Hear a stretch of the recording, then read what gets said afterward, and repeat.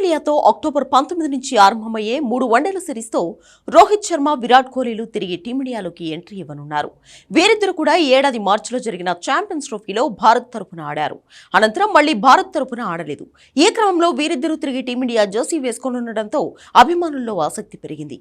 అదే సమయంలో వీరిద్దరి విషయంలో ఒక వార్త కూడా చక్కర్లు కొడుతోంది. ఆస్ట్రేలియాతో జరిగే వన్డే సిరీస్ వీరిద్దరికీ ఆఖరిదంటూ వార్తలు వస్తున్నాయి. ఆస్ట్రేలియాతో వన్డే సిరీస్ అనంతరం వీరిద్దరూ అంతర్జాతీయ వన్డేలకు గుడ్ బై పలుకుతారంటూ ప్రచారం జరుగుతోంది. గత ఏడాది టీ20లకు, ఈ ఏడాది టెస్టులకు వీడ్కోలు పలికిన రోకో ద్వయం కేవలం వన్డే ఫార్మాట్లో మాత్రమే కొనసాగుతోంది. ఈ నేపథ్యంలో రోహిత్ శర్మ, విరాట్ కోహ్లీల రిటైర్మెంట్ పై ఊహాగానాలకు బీసీసీఐ ఉపాధ్యక్షుడు రాజీవ్ శుక్లా తెరదించారు. ఆస్ట్రేలియాతో జరగబోయే వన్డే సిరీస్ వీరిద్దరికీ చివరిది కావచ్చంటూ వస్తున్న వార్తలను ఆయన తీవ్రంగా ఖండించారు. రిటైర్మెంట్ పై నిర్ణయం తీసుకోవాల్సింది ఆటగాళ్లేనని, దానిపై ఇతరులు మాట్లాడడం సరికాదని స్పష్టం చేశారు.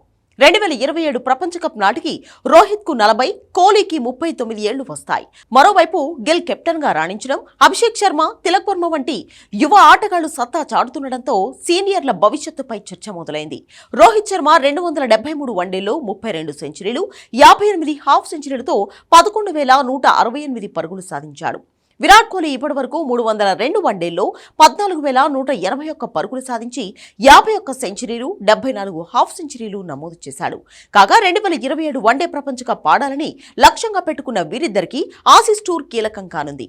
3 వన్డేల సిరీస్లో కోహ్లీ, రోహిత్లపై భారీ అంచనాలు ఉన్నాయి. Chief selector Agarkar, coach Gambhir వ్యాఖ్యలు చూస్తే ఆస్ట్రేలియా టూర్లో రాణించడంపైనే వీరిద్దరి ప్రపంచ కప్ ఫ్యూచర్ ఆధారపడి ఉందని అర్థమవుతోంది.